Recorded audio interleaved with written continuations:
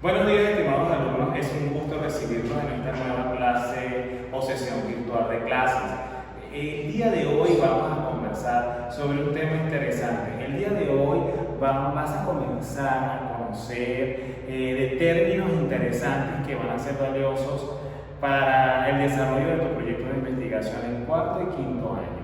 Este recorrido te va a permitir entender aspectos que antes no habías leído y que tal vez en la universidad te lo van a explicar muy poco, te lo van a explicar de forma operativa y funcional y solamente para cumplir con un requisito.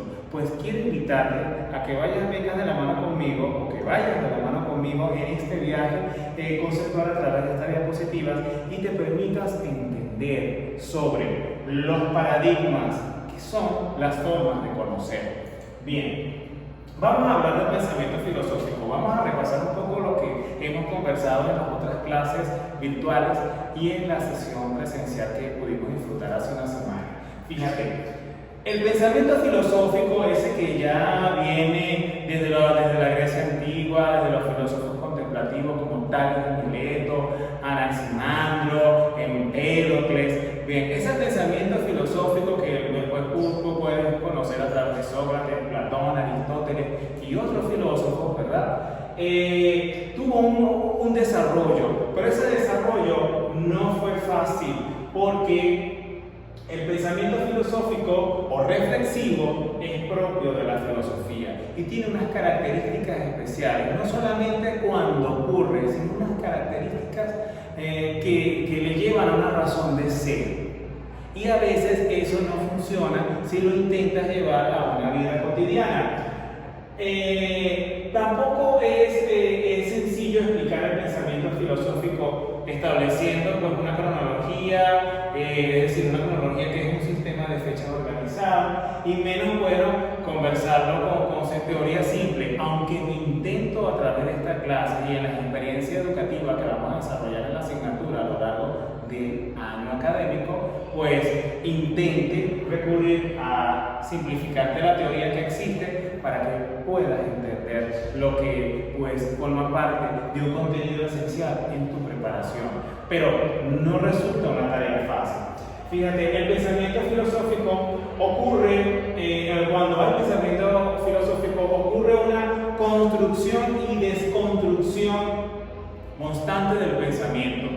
Tú piensas algo, descompones esa idea y después te toca reconstruir esa idea con los nuevos elementos que a partir de tu reflexión o de la evidencia que enriquece tu reflexión, evidencia científica que puedes integrar tu reflexión, reconstruyes ese nuevo pensamiento filosófico. Es decir, el pensamiento filosófico es complejo, interesante y, ¿por qué no?, trabajoso. Bien,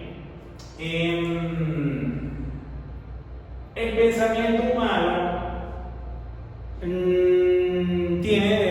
puede guardar relación con el pensamiento filosófico, pero el pensamiento humano tiene unas características especiales también que no siempre se circunscriben al pensamiento filosófico. El pensamiento humano abarca una cotidianidad o integra una cotidianidad y es amplio y pues se dispersa, se riega sobre una variedad temática interesante.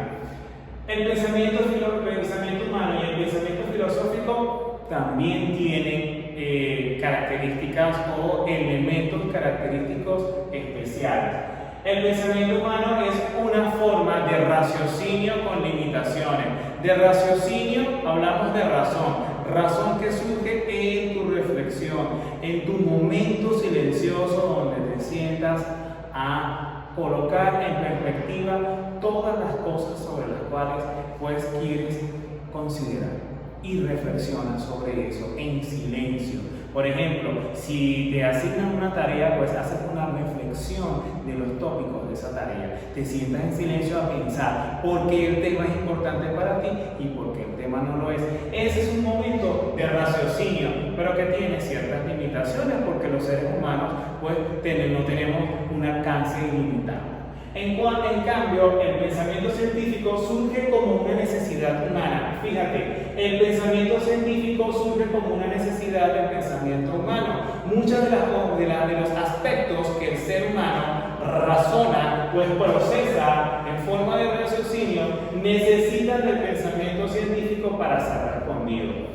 Por eso, el pensamiento científico es hijo de la limitación del pensamiento humano. El pensamiento científico es hijo del pensamiento humano y es su respuesta a las necesidades de saber, de conocer. Bien, y se enriquece, por supuesto, el pensamiento científico con esas características especiales que tiene el pensamiento humano, por ejemplo, como la reflexión. Bien. Hablemos del episteme. Es un término interesante, es un término profundo. Voy a presentarlo acá de una forma sencilla, conceptual, pero hablar del episteme pues requiere de clases y de un dominio teórico de parte del estudiante, y ese dominio teórico se va a remitir a lecturas relacionadas con la explicación del episteme. Y muchos de los libros que existen sobre epistemología pues son libros que se trabajan en la universidad. Entonces es un discurso un poco técnico, complejo, que en ocasiones resulta pues difícil de digerir por cualquier lector y amerita pues estudio, reflexión, también pues consulta del diccionario, porque hay términos que debes buscar, que debes consultar en el diccionario para pues, comprender el mensaje que se transmite en la explicación sobre la episteme. Bien, pero vamos a una parte sencilla. La episteme es un vocablo que proviene del griego y puede entenderse como episteme, como conocimiento. A lo largo de los siglos, los seres humanos agrupados en sociedades, en formas de sociedades pequeñas, con sus características especiales, también establecieron o acordaron su propia racionalidad. Primero, su propia forma de razonar las cosas y pues también de aceptar cómo razonar esas cosas.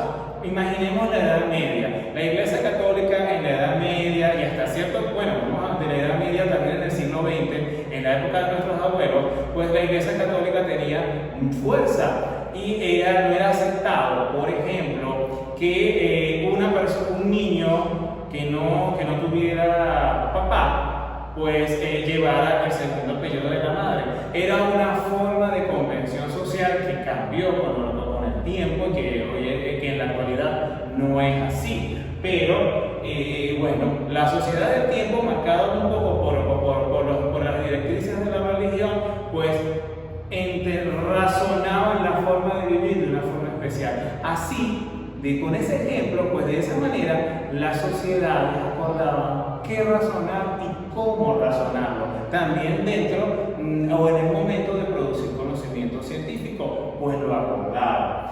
Es decir, las sociedades, y hablo de sociedades en plural, porque no hay una sociedad humana, cada país tiene una sociedad con características especiales y cada estado de ese país, o condado si fuera el caso de Estados Unidos, o departamento si fuera el caso de Colombia, pero lo que aquí en Venezuela conocemos como estado, pues cada estado tiene sus características especiales, tiene una sociedad con características especiales y hasta podría hablarse de sociedades locales, lo que puede ocurrir en Valencia, de lo que puede formar parte pues elemental y rasgo emblemático de la sociedad de Valencia, no es lo mismo que puede ser la sociedad integrada por las comunidades de Maracay, en el estado de Aragua. Hay aspectos interesantes y formas de vivir. Bueno, esas sociedades produjeron su propia forma de pensar y conocer. Pensar las cosas,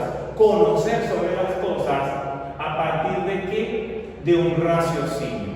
Entonces, la episteme surge del mundo de vida, la totalidad de la práctica del grupo histórico. Es decir, la episteme, que significa conocimiento, surge de qué? De la forma de pensar y conocer de un grupo de personas que forman formamos parte de una sociedad que vive en un mundo especial, que entienden ese mundo, su mundo inmediato, porque cada quien tiene su concepción particular del mundo y es su mundo, su pequeño clima que desarrolla cada persona, su versión del mundo, aunque esté con otras personas, que se ve afectado por una realidad general. Por ejemplo, tú eres un ser legítimo como estudiante en tu familia, con tus padres, tus hermanos, y tú tienes una forma de entender el mundo, igual que tu papá, tu mamá, tu hermano, pero tu mundo de vida y el mundo de vida de tus padres se ve afectado cuando cortan el suministro eléctrico, ¿verdad? Entonces, las características del mundo particular, del clima emocional de cada estudiante, de cada persona, es particular, es especial y se ve marcado por elementos particulares. Bien, y cuando hablamos de práctica, es decir, de la forma de realizar la vida, de llevarla a cabo la vida que tienen los integrantes de esas sociedades. Bien, entonces queda claro que el episteme es conocimiento, o como dicen algunos autores o algunos filósofos y autores metodológicos, teoría del conocimiento. Bien, hablemos del paradigma, ¿verdad? Dejamos claro ya en el concepto de episteme que las sociedades en un momento histórico determinado tienen sus formas particulares de pensar y conocer, aparte de practicar su forma de vida. Y esa práctica está integrada a unas características especiales del mundo de vida. Bien, pues el paradigma muestra la diversidad de las formas de conocer de una época. Me detengo allí. Es decir, que durante un tiempo las sociedades tienen una forma particular de conocer, de pensar, de conocer. Y eso lleva a generar un pensamiento, un conocimiento científico. Y eso predomina por un tiempo determinado. A veces ese tiempo pueden ser 10 años, pueden ser 15 años, pueden ser 50 años. Pero es el tiempo también de vida útil, de que puede tener una forma de conocer y pensar. Cada paradigma, constituye un modo común, una forma común, fuera y del cual no se puede conocer, fuera del cual no se puede producir conocimiento. Es decir, que cuando hablamos de paradigma es una forma de pensar y de producir conocimiento que predomina por un tiempo determinado, que se ve afectado por las características históricas y sociales de ese tiempo determinado y fuera del cual no se puede conocer o producir conocimiento científico. Bien, la actividad científica que se realiza en una época estará determinada por uno o varios paradigmas correspondientes a ella. Es decir, la actividad científica tendrá unos paradigmas correspondientes que se verá determinado por las características especiales de una época. Una época, hablamos de época, de tiempo. Bien, y las formas de conocer de ese paradigma, la forma de decir se va a conocer así y se va a conocer esto, bueno, esa manera rígida de entender cómo conocer y cómo pensar, pues condicionará, aquí hablamos con condicionar, es decir, dirá, aclarará, impondrá cuáles son los temas sobre los cuales se debe producir conocimiento científico y la manera de producir, de llegar al tema y decir, ok, con estos instrumentos de recolección de datos vamos a aplicar esta técnica y vamos a entender cómo se conoce, y a partir de cómo dice el paradigma, vamos a producir el conocimiento científico. Es decir, eso predomina, eso ocurre en la actualidad y bueno, depende de la comunidad científica y del lugar donde se desarrolle, pues el acuerdo en el modo y en la forma, el modo de conocer y la forma de pensar y el paradigma que selecciona. Los paradigmas, pues, constan en algunos, dependiendo de la corriente, de métodos o diseños. Entonces, también el paradigma condiciona los métodos y el diseño que te permite producir conocimiento y la forma o la manera o te dispone pues cómo conocer. Bien, hablemos de la legitimidad del paradigma. Cuando hablamos de legitimidad es de lo que lo hace ser, por qué es, por qué se es, por qué es legítimo. ¿Y por qué es legítimo? Porque no es algo falso, porque no es algo intrascendente. Bien, porque los paradigmas actúan como un filtro. ¿Cómo es un filtro, profesor? Bueno, en tu casa debe haber un colador, ¿verdad? Tu mamá hace o tu papá hacen café. Imagínate, ese filtro, ese colador a través del cual que detiene el grano de café y que permite pues colar el agua caliente y convertir esa agua al pasar por el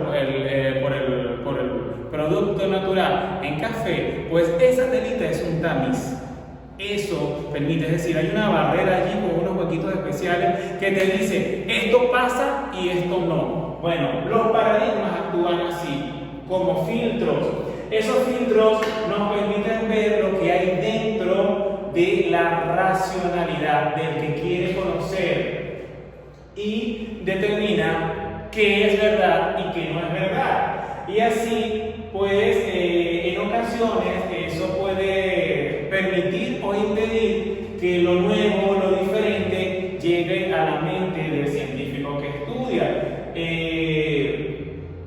Y esas son unas restricciones del paradigma porque te dicen que debe y no debe. Y si el investigador dice que siente y tiene evidencia de que lo que el paradigma dice que no debe ser conocimiento y el investigador siente, ya sabe y ha evidenciado que sí es conocimiento, entonces él entra en ese choque, ¿verdad? Y entra el asunto de si el paradigma me sirve o no, y eso sí es legítimo o no. Bien. También la forma de pensar y de conocer viene determinado por la legitimidad del filtro, del paradigma, que viene determinada por la forma de filtrar el conocimiento y la forma de conocer. Bien. Ahora, ¿qué relación guarda el paradigma con la investigación científica? Bueno, un paradigma de investigación es una concepción, es una manera de ver el objeto de estudio, una manera de entender el objeto de estudio de una ciencia.